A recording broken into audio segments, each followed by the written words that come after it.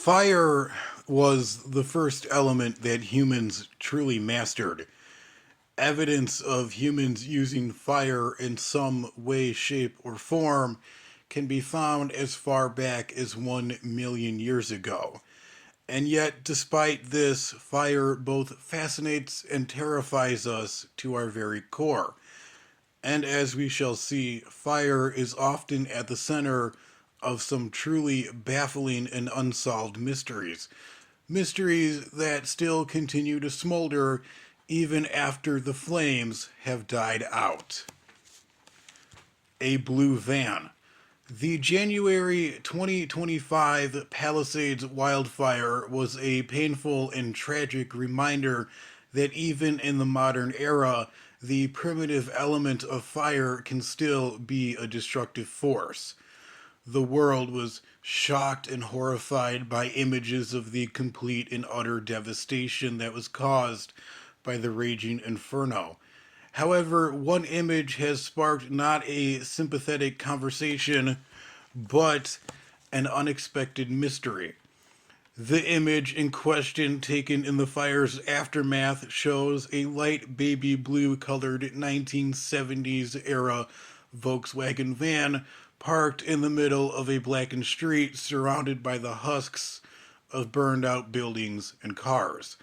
The contrast was so stark and so stunning that some are calling it a miracle, while others cite the image as proof of something sinister. As photos and videos of the van were circulated across the internet and social media, theorists latched onto the survival of the van as evidence of a growing belief that wildfires, be they in Los Angeles, Maui, or elsewhere in the world, are manipulated and choose what does and does not get destroyed. And according to this theory, anything that is colored blue is spared. This theory, however, is by no means new. Footage and photos from the Maui fires of 2023 showed blue umbrellas, blue cars, and the blue roof of a house left standing and unharmed while everything around them burned to ash. Theories attempting to explain this bizarre phenomenon began to swirl like the flames themselves. Was the color blue somehow persistent to fire? Did it have some sort of protective properties? Some online theorists even went so far as to claim that lasers and directed energy weapons use blue wavelengths and would avoid objects of the same color. However, fire experts were quick to debunk these theories. They claimed that the Volkswagen van survival was not the result of a miracle, but a result of its positioning. Its location in the street relative to the wind direction and its position to nearby structures shielded it from the intense heat. Firefighters had also played a role in the Volkswagen van's survival. They created fire breaks, a barrier that prevents the spread of fire, that allowed some things to be destroyed and other things to survive. In Maui, photos of the supposed blue untouched objects were either digitally manipulated or selectively cropped from larger images of the fire's aftermath while ignoring blue colored objects that were burned. Ultimately, wildfires are chaotic events, utterly unpredictable. The idea that a certain color could defy the most basic laws of physics is wishful thinking at best and complete and utter ignorance at worst. In a landscape of ash, ruin, and destruction, a single blue Volkswagen van standing alone and unscathed is an abnormality that we use to feed our endless need to make sense of a world that sometimes makes no bloody sense at all. Stockton will burn. It started innocently enough. The videotape laid on the side of a California highway wrapped up in a crumpled military jacket. A family that was driving nearby noticed it, and curious, they brought home the videotape. They placed the tape in their VCR and hit the play button. What they saw on their television screen next was terrifying, to say the least. The grainy footage showed a house engulfed in flames, smoke wafting into the night air. A man's voice spoke over the cackling flames, saying, quote, "Look at the fire. It is beautiful. Look at it. Do you see what I can do? This is my domain, my hell." As he laughed, he went on to say, quote, "Look at it, Omar. This is what I've been doing while you were on vacation. I said I would do it, and I did." And then came a chilling and cryptic warning. The man simply said that Stockton will burn. And with that, the tape ended. The shocked and frightened family handed the tape over to the police. A fire captain named Frank Curry would go on to describe the footage as the most disturbing thing he had ever witnessed in his 40-year career. But there was a major problem. No one knew where the fire in the videotape occurred, nor did anyone know the identity of the arsonist who filmed it. Investigators pored over the video hoping to find a home address or something to indicate a location, but found nothing. When the authorities returned to the site where the videotape was found, they discovered a wooden pestle used in occult rituals, along with a single glove and a ceramic skull. This led investigators to speculate that the arsonist in the videotape was possibly an occult. A year later, the television show Unsolved Mysteries discussed the case. Within minutes, calls began to flood into the network. One caller, a man by the name of Ed Tarrington, recognized the burning house. It stood next to his own home in Redwood, California, about 60 miles west from Stockton. Investigators would later learn that the arson shown in the videotape occurred on August 15th, 1988, exactly 1 year before the tape was discovered, and it was not the only one.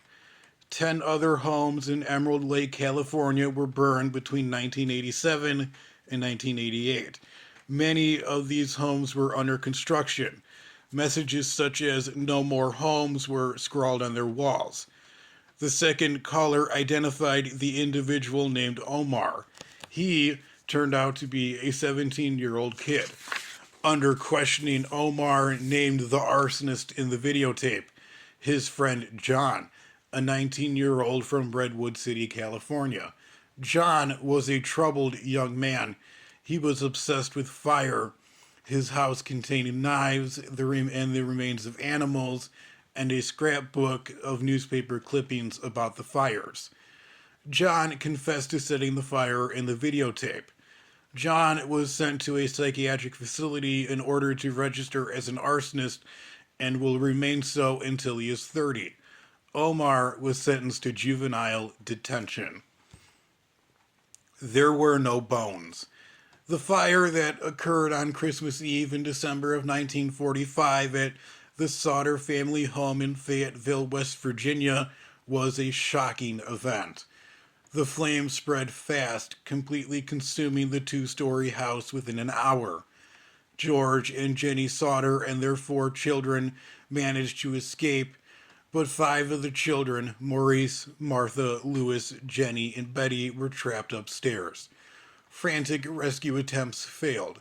A ladder that had always rested against the house had mysteriously vanished, and a nearby water barrel, the last resort, was frozen solid. By dawn, the house was gone, and evidence remained of the children was also gone. No bones of the children were to be found. It was almost as if the children had vanished into thin air.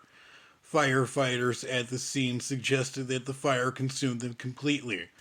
The authorities concluded that the fire that had destroyed the Sauter home was an accident, but there were some highly unusual things that occurred before, during, and after the fire. First off, a passerby noticed a man stealing the Sauter's ladder, while another witness noticed a group of children watching the blaze from a distance, and thirdly, a private investigator hired by the Sauters discovered that a man who had threatened George Sauter over his vocal criticisms of Italian fascism during World War II would later go on to serve in the coroner's jury that concluded that the fire was an accident. George and Jenny Sauter refused to accept that their 5 children died in the fire. Instead, they believed that their 5 children were kidnapped, and they spent the rest of their lives looking for answers to the questions about their children's fate, but to no avail. The Sauter family home was never rebuilt. Instead, a garden was put in its place to honor the memory of the 5 children whose fate remains unknown to this very day. From Russia with great affection. A courier in Warsaw, Poland tore open what appeared to be a normal looking package. However, within seconds, a burst of flame erupted, consuming the package. Authorities discovered that the package had been rigged with an incendiary substance, one that ignited when exposed to air. It was the first in a series of utterly bizarre attacks that would spread across Poland in 2022, leaving authorities scrambling to identify the sender and their motives. These incendiary packages appeared without warning and appeared disguised as everyday objects. Some of these packages contained a magnesium-based compound that was chosen because it burns at a high temperature and is difficult to extinguish, while others ignited through friction. Even a minor movement could result in these packages igniting. The randomness of these attacks spread fear across Polish shipping and logistics networks. The authorities determined that the campaign was a deliberate act of sabotage aimed at disrupting Polish postal and logistic networks. But who would do this, and why? The timing was suspicious, to say the least. The first package arrived as Russia launched its full-scale invasion of Ukraine. Investigators began exploring the possibility that these attacks were part of a much broader strategy by the Russians to disrupt Polish logistics. Poland is a key transit point for aid being sent to Ukraine. Although no individual or group has come forward, the evidence increasingly points to these attacks being the handiwork of the Kremlin. But ultimately, these attacks prove that a simple letter during a time of war can be just as deadly as a bomb or a missile. The Ghost Fires. The fires began one day without warning in the quiet seaside village of Cantino di Cagna in Sicily. Television suddenly exploded. Fuse boxes ignited for no apparent reason, and even unplugged appliances burst into flames. The first reports in 2004 described what were isolated small incidents. An air conditioner shorted out here, a car malfunctioned there. But soon it was becoming clear to the villagers that something very strange was unfolding. Fear and panic began to spread as entire homes began to mysteriously burn, forcing the town's mayor to evacuate all 150 residents to the only hotel in town. The power in the town was cut as a desperate attempt to stop the alarming phenomenon, but despite this, the fires still continued, almost as if they had a life of their own. Investigators, police, firefighters, and even branches of the Italian military soon arrived in the village. They documented strange flashing lights appearing in the sky and recorded unusually high levels of electromagnetic activity. However, despite these findings, none of the fires were explained. Wild theories began to be proposed, ranging in everything from ghosts and demons to aliens. Scientists were at a complete loss to explain how electrical fires could occur in homes that were completely disconnected from the power grid. After months of fear and chaos, the fires finally stopped. No culprit was found, no definitive cause ever identified. The village of Cantino di Cagna returned to an uneasy normalcy. with only the scorched remains of houses and the lingering scent of burning electrical wires the only reminders of the strange events. But in 2014, 10 years after the first wave of fires, a second wave of fires began once more. But this time, the authorities were prepared. They managed to catch footage of a man leaving near the fire sites. Investigators traced 40 fire related incidents to this man, a man named Antonio Pincino. The fires were not paranormal in nature, but criminal. But despite Pinincio's arrest, many questions remain unanswered. If the fires were simply caused by arson, why did the fires defy logical explanation and for so long? And why was the arsonist not identified back in 2004 while the village was under heavy surveillance? Many in the village still believe that something beyond human comprehension occurred, and the fear that the fires could soon start again, despite the case being closed, still lingers to this day.